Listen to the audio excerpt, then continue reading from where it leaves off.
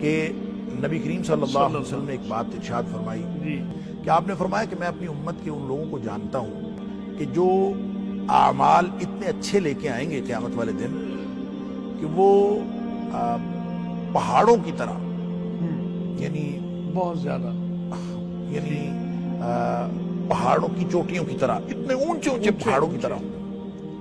अच्छा, ये कह के कि पहाड़ों जैसे आमाल लेके आएंगे, फिर नबी पाक सल्लल्लाहु अलैहि वसल्लम ने फरमाया कि फयजअलुहुल्लाहु हबा मंसूरा, अल्लाह ताला उन सारे आमाल को गर्दो गुबार बना के उड़ा देगा।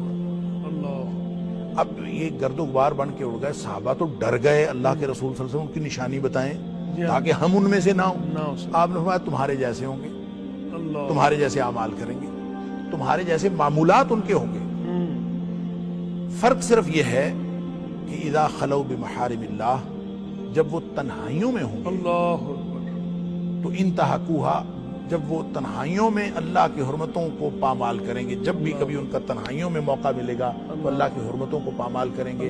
तो असल बेहयाई जो है उससे बचना है तो खलवतें पाकीज़ा करनी पड़ेंगी, तन्हाइयां पाकीज़ा करनी पड़ेंगी।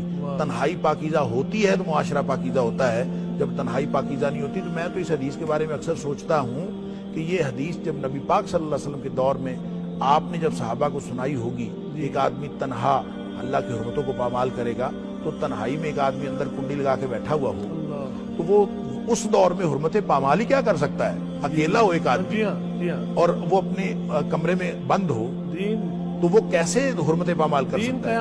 तो ये हदीस है ही आज के दौर के बारे में। आज हमारे हाथ में पूरी दुनिया है और आज जो हुर्मतें पामाल करना चाहे वो बैठा हुर्मतें पामाल कर रहा है। तो अल्लाह ताला हमें हर तरह की बेहयाई से बचाए।